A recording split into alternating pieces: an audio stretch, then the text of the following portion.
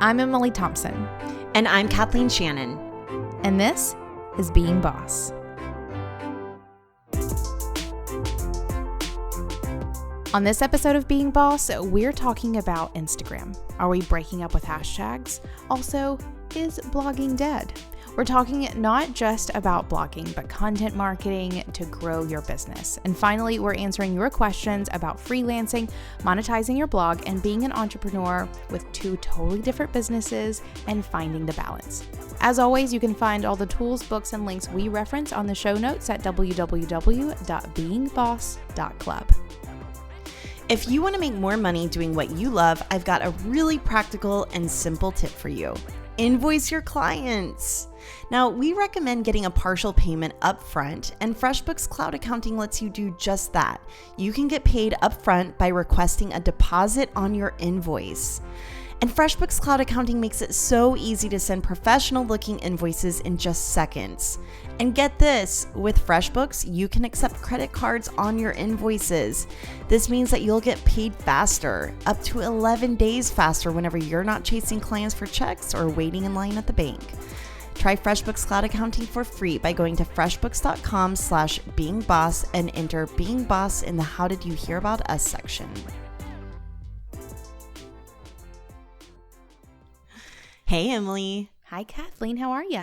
I'm good. You know what? I love podcasting once a month. I really feel like we are catching up right now. Yeah, for sure. And I feel myself thinking about the podcast so much more now. I'm like banking it all up for that one instead of just like showing up and just talking about whatever. I'm actually thinking about what I want to talk about because it's like it's more of an event now than it has been in the past. Yeah. So what have you been up to in the past couple of weeks, last month? All kinds of fun things. The past couple weeks have been really big for Almanac, which has been exciting. We spent a lot of the winter sort of developing products and product ideas or like dreaming about them and sort of starting to put some things in place. And now we are officially launching some of them, which is really exciting. So if anyone follows us on Instagram, you may have seen a cute gnome friend who has come out to play. We got a local illustrator or graphic designer and illustrator and screen printer to create a gnome illustration for us. And so we did that. Super excited about it. We got him screen printed on a shirt. As of recording this, we're doing a Name the Gnome sort of contest, I guess, getting our community to help us name the gnome because I can't decide on a name. I really want to win this, but I also feel like I'm that person who should, in the disclaimer, be excluded from winning. Right. So Lily, my daughter, also is like, I want to enter my names. I'm like, I kind of can't choose your name. Like, you are more than welcome to enter your name, but I can't choose your name. I could choose yours for sure. I don't see why not, but also okay, if you choose my name, you can then re-contest the winnings to someone else. Perfect. Oh, I get enough free Almanac. That's a good idea. So we're doing a Name the Gnome contest, which is a ton of fun because David and I have not been able to name the gnome. We can't decide on a name. And then next week, I guess after this episode goes live, we're actually launching a small batch pre-order of our first t-shirt. So we're going to be doing him on lots of different things. We're going to start with a t-shirt. He'll be back on t-shirts, but never quite the same way. So we want to have a lot of fun with him and not just do like one t-shirt and be done. We're going to do some fun stuff with the gnome. And I really can't wait for him to have a name so that I can actually call him by a name. I love it. Mm-hmm. Love it.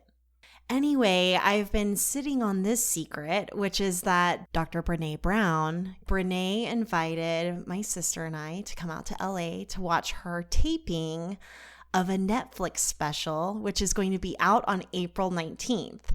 So I'm so excited. Maybe there will be like a sweeping camera pan and you'll get to see me in the audience. Or Hopefully maybe picking not. your nose. Hopefully not. Hopefully it's not like a bad double chin angle. This isn't about me. This is about Brene. Anyway, getting to see Brene Brown speak in person. It's just funny for as many, for the books that I've read of hers and even working with her as a client and watching her TED Talks on YouTube.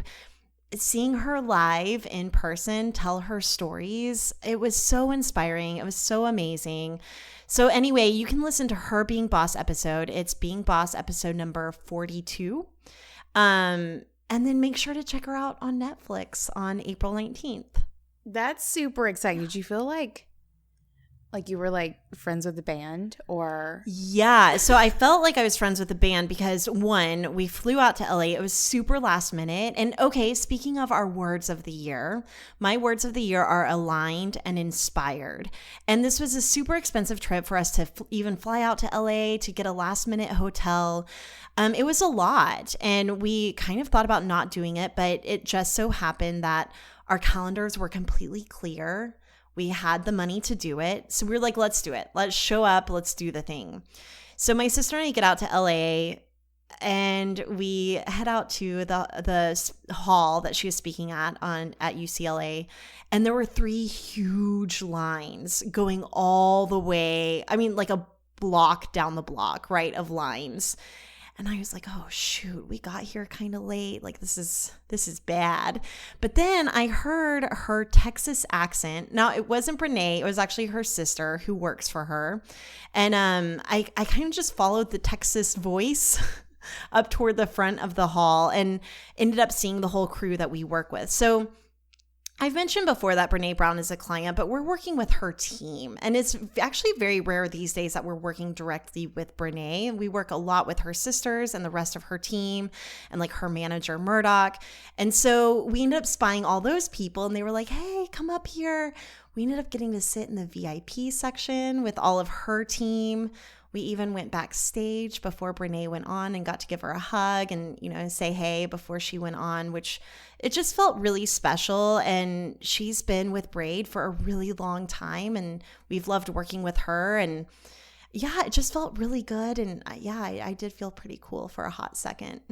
Right. I also love one of the things that I love about having done the work that we've done for so long, or having done the same work for as long as we have, is watching the people that we help turn into cool ass people. We're like, we work with people when they're just getting started or whenever they hit a milestone where they think, okay, we need to get more legit. For you, it's branding. For me, it was websites. And so it's like a step that they're taking. And then, 5, 6, 7, 8 years into a relationship, you watch them grow and do such cool things. So for you, I'm sure to be able to watch Brene go from, I guess she hired Braid whenever she was going on Oprah, correct? So she hired us right before she went on Oprah. And just as another creative entrepreneur who was like, hey, I want my website to look and feel like me. Can you do my branding? Yeah. And so like seeing her pre-Oprah all the way to Netflix special, like that's a pretty awesome journey to watch. I know. Yeah. It's been really fun being a part of our team. And it's why I still love doing client work. I love it. What else have you been up to? Anything else fun happening? Well, I just had my 10-year anniversary with my husband. And we went to Santa Fe, so went on a fun trip. But also work-wise, or I guess being boss related, I had breakfast with Jason Harrison. So he is a fitness coach and has his own brick and mortar space. And I got to have breakfast with him in Detroit. Him and his wife, Susan, were visiting. They were checking out a performance and I don't know. It just reminded me that seeing people in person goes such a long way. And we had just such an inspiring conversation. We had brunch for like 3 hours and it was really, really good. So you all can check out his episode. I'm not sure. It's episode number 61. I just searched for it. There you go. So episode number 61 where we interviewed Jason. But yeah, really just being able to talk about politics and fitness and nutrition and all of the things that I like to nerd out on was a lot of fun. So just a reminder that, if you are ever traveling to another city and you kind of know of a creative there, be sure to reach out and try and connect or connect with the people that already live in the city that you live in. I know that it's so easy to get bogged down in work, but if you take the time and effort to make a date to go get breakfast or coffee or drinks or whatever, it just is so, even if you're an introvert, It is so fueling. It is so good. It definitely filled my cup for sure. It is always time well spent. Yes. Yeah. I am always telling creative business owners to track their time. It allows you to get an accurate understanding of your productivity and your business's health. But so many of you find time tracking too distracting or too much like your old job. Well, not anymore. Timely offers fully automatic time tracking, powered by cool AI that's not futuristic anymore. It's at your fingertips and ready to help you be boss. Timely for those who trade in time. Start your free 14-day trial and get 10% off your first year by going to www.timelyapp.com/beingboss. All right, Emily. I want to talk about Instagram. Good. I'm excited to have this conversation. I did a post about, as of recording this, a week ago. And it was all about hashtags. And so the funny thing about this is probably 3 weeks ago, you sent me a message on Slack, or maybe we were having an in-person meeting and you were like, hey, did you realize that you're forgetting to put hashtags on our Instagram posts? And I was like, oh, yeah, sorry, I forgot to tell you I'm experimenting with not using hashtags. So we've been doing actually a lot of Instagram experimenting this year. One is that we're posting less, and part of that is because we're publishing less whenever it comes to the podcast. But we're also posting a little bit less. So whereas before we felt like we should be posting once a day, we really reevaluated and said, how many times a week do we really need to be posting? And between the two of us, we have what, like 5 or 6 Instagram accounts? There's a couple. There's just a lot of posting all the time. So we thought, what if we just posted 2 to 3 times a week? So that was the first thing. And then the next one that I wanted to try out was hashtags. I wanted to see what really prompted this. Actually, let me just read the post. So if you don't already follow us on Instagram, we are at Being Boss Club, and you can see the post itself. It's a big hashtag graphic. But here's what we said. Are we breaking up with hashtags? We're always running experiments, and for the past month or so, we've stopped including hashtags on our Instagram posts. And then it's like the big shocky emoji face, because I will never break up with emojis. Hashtags are great for organizing content and making your posts findable, but we've noticed a couple of things. One, the spammy comments have gotten out of control. We're not even sure how this software works, but I have a feeling hashtags prompt a lot of automated and generic responses. Gross. So these are the responses that are like, nice shot, nice pic, you know, great content. Let's collaborate. Okay. They're all very genuine. Very, very. And then 2, they clutter up the content. It can make genuine content feel like a salesy attention grab. We're still gathering data to see how not using hashtags is affecting our engagement and analytics. We might come back to them, who knows? But for now, we thought we'd let you in on the behind the scenes on how these experiments go down in real time. And then I asked the question, have you experimented in your business lately? Let us know in the comments.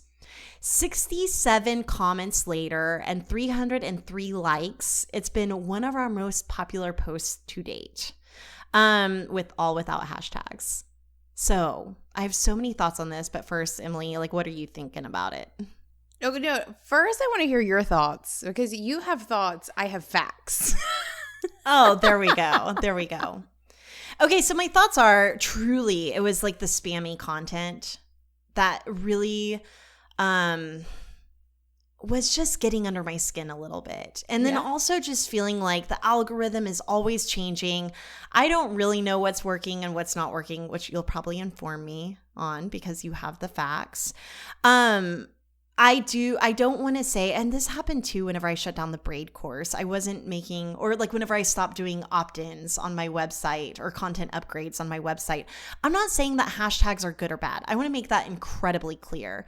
I like hashtags. I like it whenever people use hashtags that I can use to find, let's say, Whole30 recipes. I love following that hashtag because I can find new things. I love following the hashtag abstract art so that I can find inspiring things.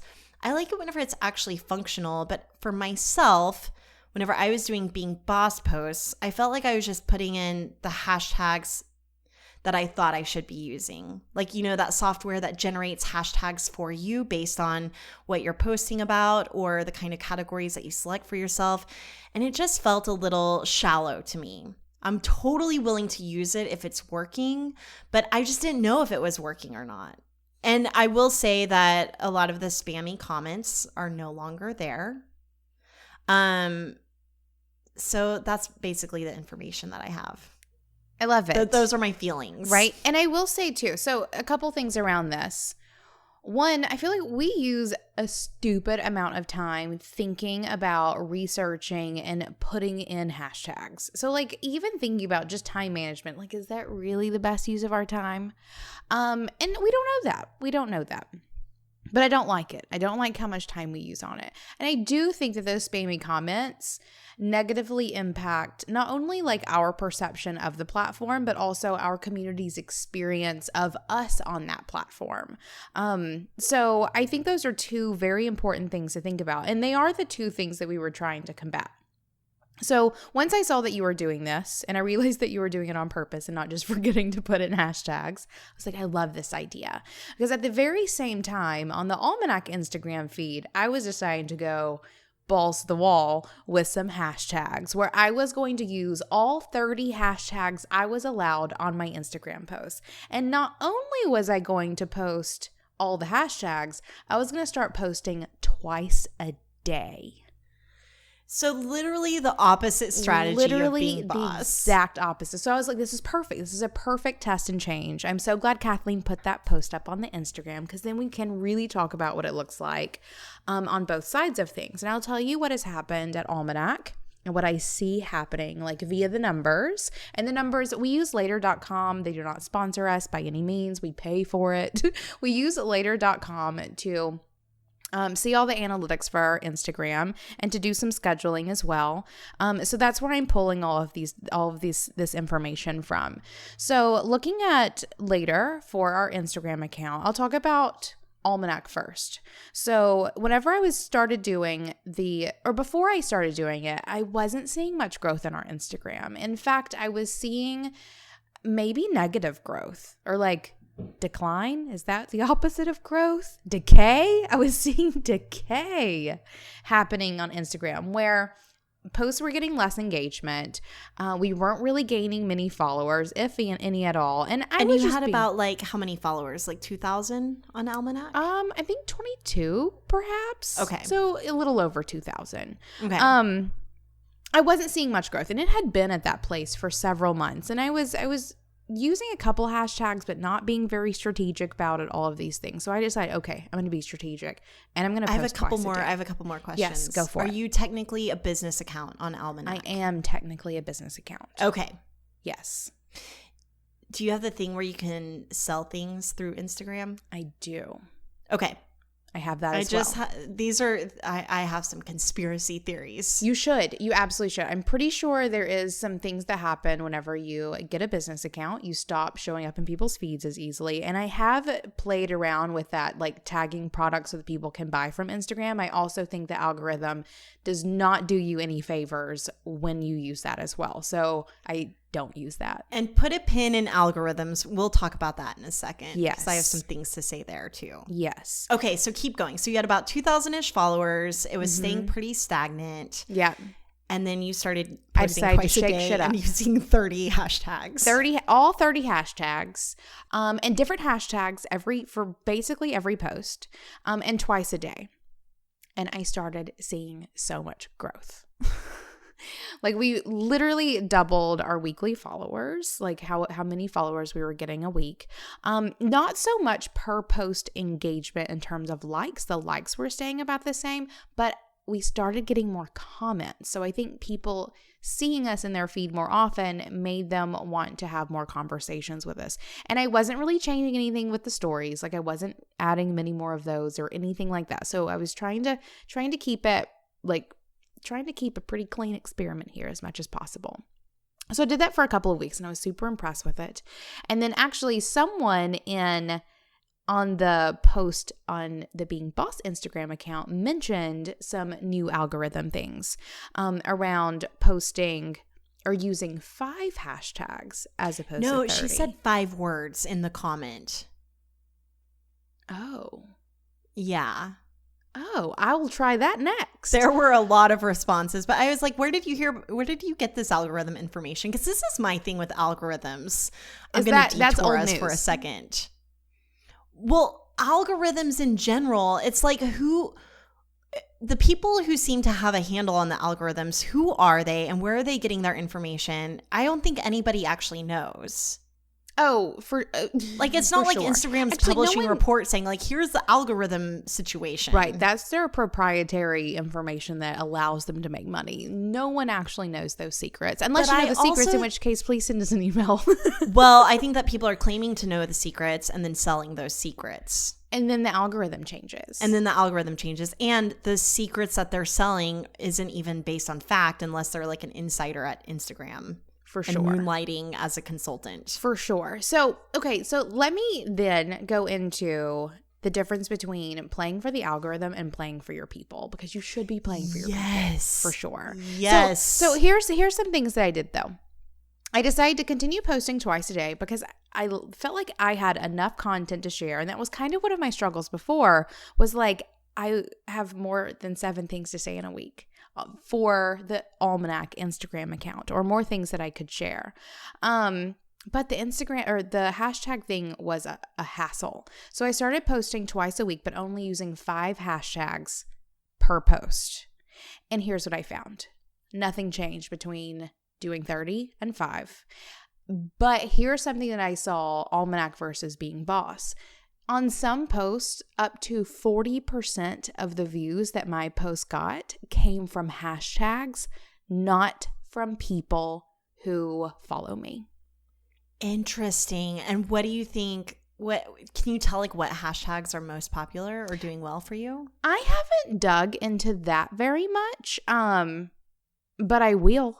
But I absolutely will, because I think that's an important piece of the puzzle. It's less about using all the hashtags you can and more about finding the right hashtags. So once I started getting into this idea of, okay, I need to really make sure that if I'm only going to be doing 5, that there are 5 good hashtags, I started finding some good niche hashtags. So things like hashtag found foraged, or foraged found, or something like weird little hashtags that have about 100, 200,000 so it wasn't posts hashtag on it. Live authentic or hashtag blessed? Yeah, neither of those are happening for sure. Really getting into some good niche hashtags, but also using local things, which I think is something that a lot of people forget about when using the internet, is that a local crowd is super important. So I found that posting more times a day, I think, gets me more engagement, and being very particular about using only like 5 to maybe 7 hashtags is actually a good place to go.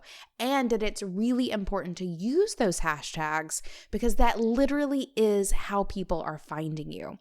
So the Almanac account has seen some good positive growth by doing some of these things. The Being Boss account has literally lost more followers than it has gained. Well, there we go. Tell me more about that. So since you stopped using hashtags, our reach... And we should say, since you stopped using hashtags, that I'm loading the posts. Yes, since hashtags stopped being used or stopped... Yeah, I mean, it was my decision, and I was kind of like taking the reins on this. I'm just saying. I did not mean that to sound like an accusation by any means.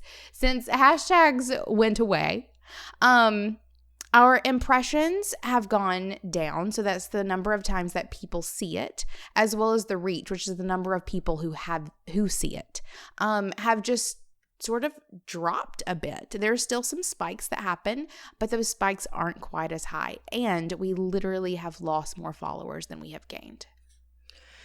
I do wonder, because I noticed that just anecdotally, like we had 21.1K followers whenever I stopped using hashtags, and now we have 21.2. When did you stop using hashtags? Do you have a date? I stopped using hashtags. February 4th is the last time I used hashtags. Okay, so since February 4th, we did have 21,180. So right at 22. And I will tell you that it went down and then up and then down and then we got up to 21.3 at one point and then has went back down. We were at 21.3 on March 8th. Interesting. I also wonder if that has something to do, I'm not trying to like defend the no hashtag position because I literally don't care. But I wonder if that has something to do with the size of the Being Boss Instagram account, which is almost markedly definitely bigger than any of our other accounts. Almost definitely. And here's the thing I want to really point out about this though, because we could go into all the what's different or because even if we figure out like if we crack the algorithm, it's going to change next week, guys. So like, again, playing this game is pointless. However, if you are going to use a platform, whatever it is, as your main avenue for marketing, and at Almanac Supply Company, we have very purposefully only gotten on a single social media platform. So we're not on Facebook, except I had to create a Facebook page in order to have a business account for Instagram. But literally, there's nothing on it, and I'm not telling anyone about it. We're not using any other social media platform. So for me, I need to figure this out because that is my only form of marketing online at the moment. So I see that as being sort of my job. But at Being Boss, we don't care. Or we care so much less about it. For us, the Instagram is just a fun side project that we're doing to support the podcast and the thing that we've been doing in order to, still share some content and stay in touch with our community. So figuring it out for Being Boss is less important.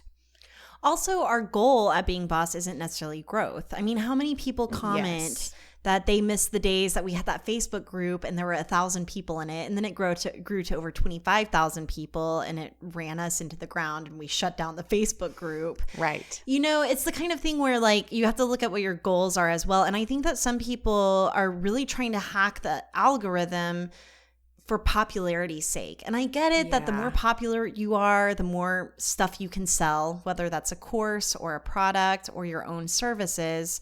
But at a certain point, growth, like it or not, dilutes conversions. It dilutes that engagement. Absolutely. And $100,000 followers does not make you a boss by any means. Those metrics are pointless if you're not converting, and converting does happen beyond the social media platform for sure. And that's where having an awesome business comes into play. So I'm definitely not like sidestepping the importance of having a great business in order to play the Instagram game. I'm doing it to support the badass business that we're growing. But it is fun, I think, to occasionally look at the things you're doing and go, does this make sense? For us, it was like, does all of these hashtags make sense at Being Boss? And I still don't think we should use them. I'm perfectly fine with us not using them, unless you want to choose like 3 or 4 that you really love. I think I want to choose like maybe 5 that I really love, including maybe hashtag Being Boss Podcast, hashtag Being Boss, like ones that are just very specific to us, where people could find us by using that hashtag.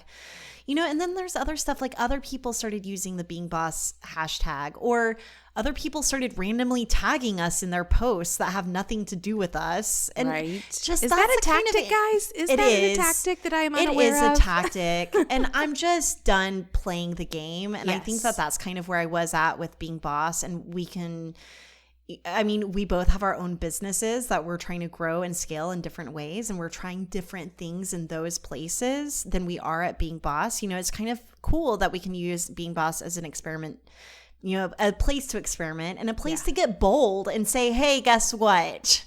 We're boss, and we're going to try not using hashtags. Yes. So here's another thing about hashtags that I want to mention, though, because as I have gotten into looking at some hashtags, and this really was all sparked by that post. So thanks, Kathleen, for making me obsessive. You're welcome. But I really wanted to see how this works. So then how does this work?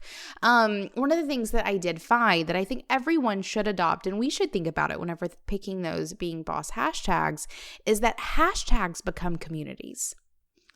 for sure. So I even think about the I Am Being Boss hashtag, which we created, I think around book launch, if I'm not mistaken, or maybe even like way before that, in order to connect bosses and for bosses to be able to pinpoint the moments when they are being boss in their life and business. And now that Instagram allows you to follow a hashtag, you don't have to follow everyone who uses the hashtag. You can just follow the hashtag and use that as a place to build community, which and meet I people love and connect with folks. For like Being Boss NOLA, being able to follow hashtag Being Boss NOLA. Yep. Yeah, I love being able to follow a hashtag versus following all the people who are in that silo. Yep. For sure. Yes. And that's where I am pro hashtag. And I think I even mentioned that in the post. For sure. So that's an interesting place or interesting thing for you to think about in terms of hashtags, and is a place where if you want to be using Instagram these days, this is like my takeaway. This is my takeaway from this whole hashtag conversation. It's not about using all of them. It's about finding the right ones for you, and it's about becoming involved in those communities, because for people who are hashtagging I Am Being Boss, we all have something in common.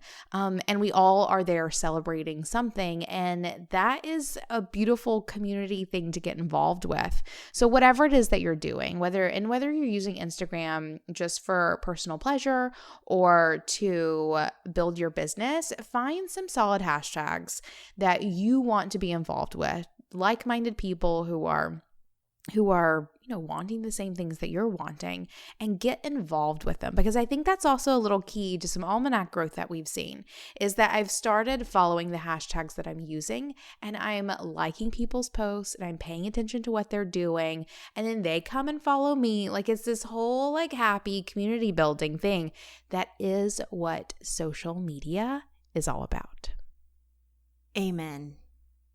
I think it really is, at the end of the day, prioritizing engagement over popularity and growth for growth's sake. So if that means that using hashtags will serve the Being Boss community in a specific way, then I will use a hashtag all day.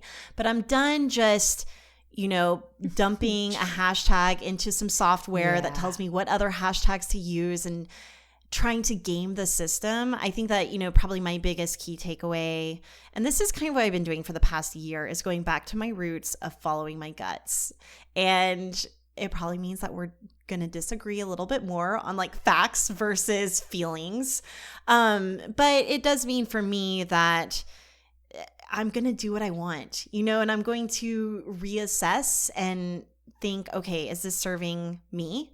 Is it serving my audience? Why am I doing this? Is it working? Is it not working? And just really getting analytical about the behaviors that we start to engage in. Yeah. It's about being mindful and testing and changing. Are you paying too much to send out packages and letters?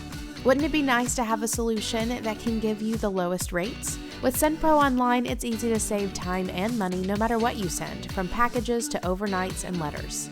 With SendPro Online, you can easily compare USPS, UPS, and FedEx rates all in one online tool.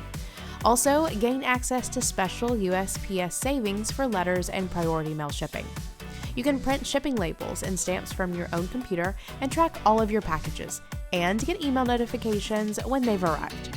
SendPro Online is only $14.99 per month, and for being a Being Boss listener, you can get a free 30-day trial to get started, plus a free 10-pound scale to help you accurately weigh your packages. Visit pb.com/beingboss to access this special offer. That's pb.com/beingboss. Experience the better way to ship with a free trial of SendPro Online. All right, Kathleen, I am excited about this next topic so much because I feel like for years we get asked, or we have been asked this question. I'm still being asked this question. You're asking me this question. Is blogging dead? Yes. And so is podcasting, and so is social media, and so is TV, and so is all the things. Oh, TV is dead. And print is dead. Newspapers. Totally dead. All the things that people have been saying is dead. Is dead. But blogging, okay, here's the nail in the coffin. Design Sponge is shutting down. This is huge. This is like OG blogging. This is the heyday. The heyday in which we met was whenever Design Sponge was booming. Deuce was the mom blog. And we were all reading blogs on like how to clean your home or blogs about home birth. Half my day was spent reading all the blogs in my RSS feed. That's what you did. You read blogs. Really technically blogging died whenever Google shut down its RSS feed. That is a fact, a cold, hard fact. So let's talk about how blogging is dead and how TV is dead and how print is dead and all of these things are dead. And what we mean here is that it's dead the way it was. But it's still alive doing new things. But blogging, the way we all think about blogging, is gone. Yeah, and we got to evolve with it. So, we kind of grew up in the online world writing blogs. Yeah. And I think that we've been very attached to blogs. I know for me, I really mourned the day that I stopped blogging, and it was actually like a slow death because I started posting like once a year. But then we picked up the podcast. The podcast happened kind of in lieu of blogging. And for me, it really replaced that creative expression for me and that place to show up. And obviously it served us well because we were never able to monetize our blogs like we have been the podcast. We were never able to create, the impression with our personal blogs that we have with the podcast. We were never able to make that same kind of impact. But I do think of blogging and podcasting very much in the same way. We would not have this podcast if we had not been finding our voice blogging. So and I don't think we could have as easily written the book if we hadn't spent years writing blogs. Absolutely. So I think that blogging still has a place, for sure. So it's not totally dead, but like you said, it's a little bit different. So it's totally Emily, different. I want to hear more of your thoughts on where blogging is still alive and how it can still serve you or your business vision. Yes. So whenever I most recently got asked this question, it was literally the day that I launched the blog for Almanac Supply Company. And so whenever a girl I was coaching asked me I feel like this, there's this trend coming up where I'm like, I'm breaking up with hashtags and you're like, I'm going to use 30 of them. And they're all happening on the same day. Blogging is dead and you're launching a blog. Yeah, basically. Where I looked at her and I told her, I was like, the way you think about blogging, the way the world thinks about blogging is absolutely done. How do you think the world is thinking about blogging in that kind of sense that is dead? So the idea that you have to publish very consistently, and this is something where even you and I are always like, consistency breeds legitimacy, like pick a day and do it, or whatever it may be. And whether it's every other week or every day that ends with a Y, or every month, whatever it is, it's not so much about just hitting publish anymore. It's about publishing quality content, and that doesn't always come on a consistent schedule. So I recently launched one for Almanac because I have content that I want to share for this business that I'm creating, this product business that I'm creating, and I want to do content marketing. Period. So we are building some offline things. We're doing things in our local community, very much so. But obviously my expertise is in online business. So David and I have been very intentional about putting a lot of our time and resources into doing the thing for Almanac that I am telling everyone else to do. And what I'm telling everyone else to do is create content for your business and position yourself as an expert by talking about what you do. Period. And so we've thought about doing a podcast, and I was like, maybe not at the moment. But we have been investing lots of time and energy into Instagram, so into social media. But also I wanted to create more long form content that needed to live somewhere else. And I needed it to live on our website, because what do blogs do? They drive traffic to your website. So we launched a blog at Almanac Supply Co. so that we could create this long form content that could not as easily live on a social media platform. And I wanted it to live in a place that also allowed people to buy things. So I wanted them to go to our website, which is what we should all be doing. Quite often I'm talking to creatives who don't understand why they're not converting on social media, or they're not converting in the places where they're showing up because they're not showing up on the website where people can actually learn how to hire them or buy them in an easy, fast click way. So we launched the Almanac Supply Co. blog, and we're seeing higher traffic to our website. People are spending more time on our website. They're clicking through and they're looking at other things. It hasn't quite been long enough yet for me to see if it's actually affected sales, but it has been long enough for me to see that it is definitely affecting website traffic. So what I'm doing is working, and I'm not posting every week. There has been a week where I posted twice. There's been a week where I posted none. For me, it's all about creating this very all-encompassing marketing plan for my business, using my blog as an outlet for that, but one where it's very closely tied to the rest of my business, the actual meat of my business, and that is the great products that we create and sell. Yeah, so whenever I think about blogging being dead, I think about the way of like monetizing blogs with ads. Mm-hmm. So I'm with you where I think that blogging as content marketing for your own business is an incredible strategy for positioning your expertise. And also your content shapes who you become. So a lot of times people feel constrained by a brand. They feel like that outward impression isn't enough. A blog is a place where you can start to go deeper. A podcast as well, or a YouTube channel, whatever you want to do. But content is a place where you can start to explore new ideas. You can test products and ideas. And for me, blogging is still very much alive, and I still blog over at Braid Creative. I'm with you where my frequency isn't as much. In fact, lately it's been this year, it's been once a quarter.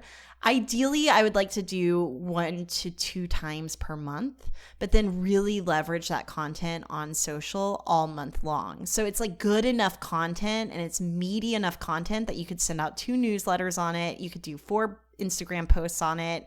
You could share it on Facebook and really leverage that content. And this is an idea that I've talked about a lot as far as like having hub content, which is like this primary meaty content that you put a lot of effort into and you make sure to keep sharing the shit out of it all over the place. Yes. But I will say, like, if I were your business coach, Emily, I do think that if you're just starting to blog, you should do it with more frequency or podcast or YouTube.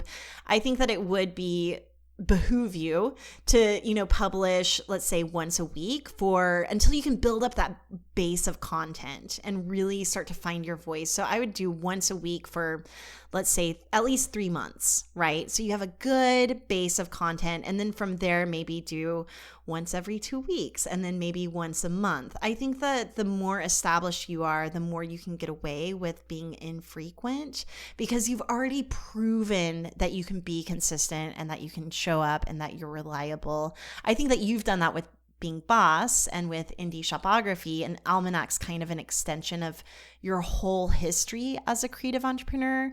But this is just my advice to anyone who's listening, who's wanting to start blogging. I would probably say, if you're brand new and you don't have that basis, that library of content to publish as much as possible, as fast as possible, still making it good, and you probably have a lot of good stuff in you because you haven't been blogging for 8 years already, right?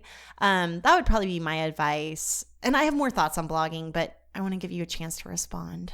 Because I have to disagree. I totally have to disagree in that no one's watching blogs anymore. And I think that's one of the big different things about blogs these days is that no one is watching to see if you are posting every week. They're not watching to see if you're posting with any kind of frequency. Occasionally they'll come to your website and they're going to hope to see a couple of posts. And I think that oftentimes that requirement of consistency is what stops people from getting started. And I think these days blogs are much more forgiving in that you can show up You can have a blog that has 2 posts on it for a year. And what you will know is that everyone who visits your blog will read both of those posts. Whereas if you are creating consistent content over and over again, that great content you created in the beginning goes to the bottom and no one reads it. I was working on, or I guess I still am, it's sort of on the back burner at the moment, a new site design for me personally.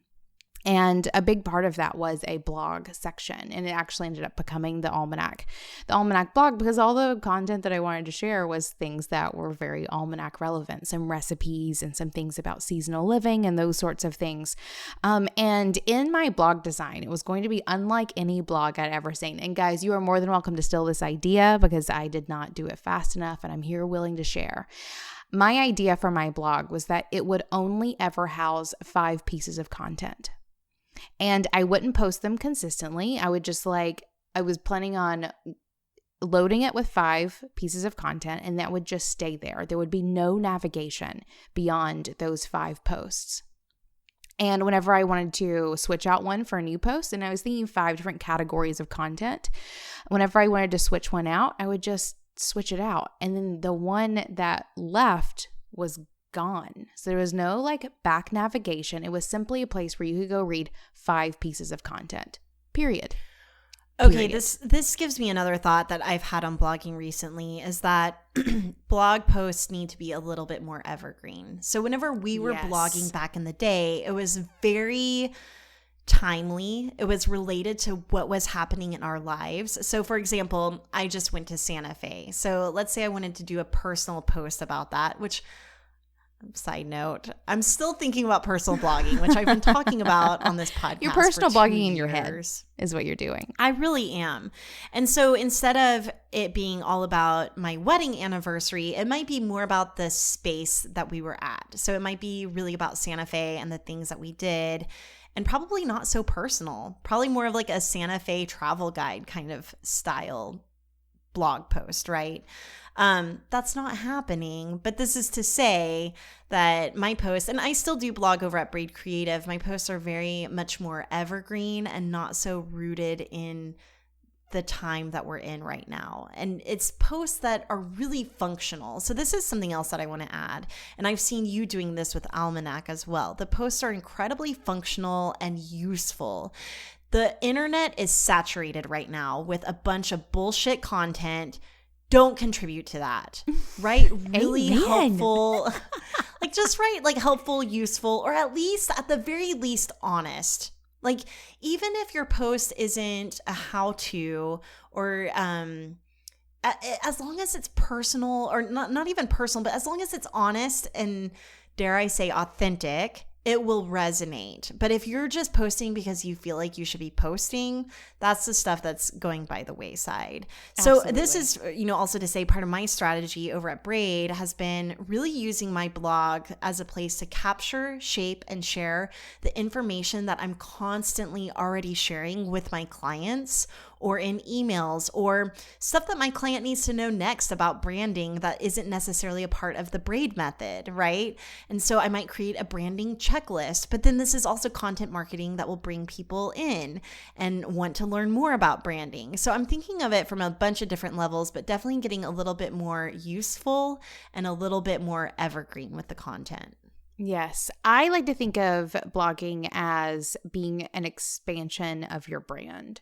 So, in using Almanac as an example, it's really easy, and I hear this all the time from makers, for people to think, okay, my brand is only this thing that I'm making. No, honey, your brand is so many other things beyond your product, or even beyond your service. It should be an environment of ideas and positions that your brand takes on whatever is relevant to the work that you do. And I've even seen me building the Almanac brand as proof to all my maker friends that you can absolutely have content that's relevant to your brand, that's not just you showing what your product is or the behind the scenes of how you've made it. You can really do so many things with content and a brand, and it should be there to expand your brand. I think it's a little less so these days an exploration and more of a stake in the ground. Right. I think it can be both. Like, I definitely think that it's an exploration, and I see you exploring ideas with Almanac, but I also think that it's proof of your credibility. And so this is where that consistency part does come back in a little bit, where, you know, someone's Googling someone to brand themselves and they hit Braid Creative and see this wealth of knowledge and all these blog posts. It just adds proof to how credible we are and how long we've been doing this for. So there's that side of things. But it also allows people to start to hear your voice and connect with you emotionally, because that's part of what a brand is as well. It gets you on this short list, and it's what differentiates you whenever people have a lot of different people to choose from. They're choosing you oftentimes because of the lifestyle and the content that you've created around the brand, the feeling that you evoke in them whenever they're interacting with your Instagram posts, or whenever they're reading your blog posts or listening to your podcast. And I just want to throw in one more insanely practical piece of info around blog posts that is the exact same from the way it has always been, in that it is great for search engine optimization. Yeah. Period. We used to get real creative with our headlines in blog posts. Uh-huh.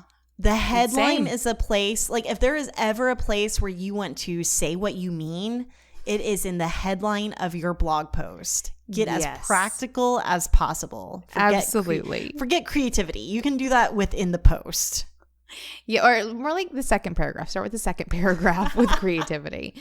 Headline for sure. First sentence, very say what you mean. And beyond that, get as creative as you'd like. But it is really great for search engine optimization. So often we have people coming to us like, how do I do better in Google? And how do people find me? They find you via Google. Google catalogs your site based on the content that's on your site. And if you're talking about things that are relevant to your brand, then it will all come together in people finding you. All right. Well, my key takeaway here is that blogging is not dead. It has just changed. And it's a phoenix. It has rearisen from its ashes.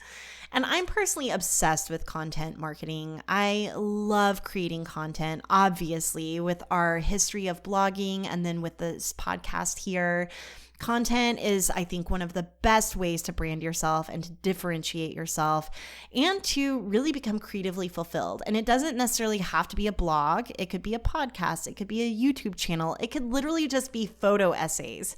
It could be any way you want it to be. But I do think it really is important in this day and age to be creating content, but to be creating really good content that you feel content. Whenever you like publish something and you just want to go back and read it over and over again. That's how you know it's good. That's how you know it's good. Right. So only publish that stuff. For sure. That's not entirely true, because sometimes you have to publish the bad stuff to get to the good stuff. So yeah, I'm kind of. But it's fine to go in and clean out that bad stuff too later. There you go. Oh, right? I recently deleted probably 200 Braid blog posts. So that is a really good point, is to like go back and scrap the things that are either irrelevant or that you don't want to be known for. Yes, for sure. Hold on, there was another thought I had here. Okay. So if you want to hear more about or read more about branding, go visit braidcreative.com for Kathleen's blog posts. Seasonal living over at almanacsupplyco.com. We have recipes and seasonal forecasts, which are way fun. So good. And if you want to learn more about doing content marketing for your own brand and business, go over to beingboss.club to check out our masterclasses. We have a what is it called? Content marketing masterclass? Is that what it is? There you go. Content marketing masterclass that is waiting for you. Okay, Emily, so you busted out this beautiful color-coded spreadsheet, and you had listed even in this spreadsheet some of our roles and duties and our marketing plans and our numbers, and it kind of looked a lot like our CEO Day Kit. Well, you better bet. That's exactly where it came from, and it stemmed from me doing some of the exercises in CEO Day Kit. it really spurred me to think about what it is that we wanted to do in our business for the new year, except a little differently this year. I used those to create some spreadsheets, but it definitely started with the exercises, the worksheets that we include in CEO Day Kit, a tool that we use every year to plan our year ahead. So it really gives us a chance to sit down, get really clear on all of our goals, on all of our intentions. It helped me think about my word of the year and some of my words of the month coming up. So if you guys want to get aligned and in the know with the nuts and bolts of your business, check out our CEO Day Kit at courses.beingboss.club. Okay, we have like 5 minutes for quick, what is that called? Quick fire Q&A. Fast action. All right, we have about 5 minutes for some quick fire Q&A. So we have asked you all to ask us questions, and you submit these mostly on Instagram because that's where we like connecting with you all. So here are a few questions that have come up recently. So one of the questions was not a question, which we will no longer be answering, but this says anything that has to do with freelance copywriting. If you are freelance copywriting, if you're freelance anything, I would say practice doing that thing as much as possible. So if you're a freelance copywriter, write as much as possible. One of the things that I know gets said a lot is to charge what you're worth. And especially with freelancers, that's incredibly important to charge money to get paid.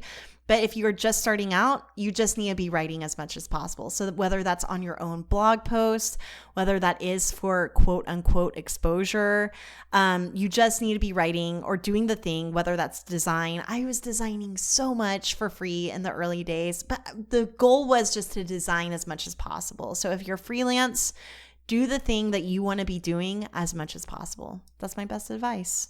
I love it. And my advice for anyone who is freelance anything as well is the ABCs of business. Always be collecting. This mindset in a freelancer especially can be super difficult to get into. Whenever you are doing work where you are supposed to be getting paid, make sure you are collecting the money that you are supposed to be getting paid. And that is a practice that is usually super difficult. And usually has freelancers sitting there going, but I have so many people who owe me money. And I'm like, are you invoicing them and collecting it? And they're like, no. This is why we love our partner, FreshBooks Cloud Accounting. Okay, so I'm going to change my answer to, if you're a freelancer, be using FreshBooks. Amen. And ABC. And ABC. ABCF. Okay. Next question. I have a blog I want to monetize with digital products. How do I find my tribe? What are key tips for new bloggers to monetize? Well, we were just talking about this, right? So my biggest recommendation is that you don't have to have a large market in order to sell. So whenever I first started selling my online course with Braid Creative, which is now no longer available, I maybe only sold 5 in the first quarter that I had launched it. And that was good enough. So my biggest advice for monetizing with digital products is, 1, you kind of have to make it your full-time job if you want to sell digital products in a way that fully supplements your income. It's a full-time even job. Like half supplements your income. Yeah, even then. Like it's not passive. So there's that. Finding your community whenever it comes to that and building growth. I think that you'll agree with me here, Emily, is to build a newsletter list. And even if you start with 10 people and you write really good newsletters, it's going to grow to 100. Your conversion rates will be through the roof. They will be probably 25% versus the 1% that we see whenever we grow our newsletter list a little bit bigger.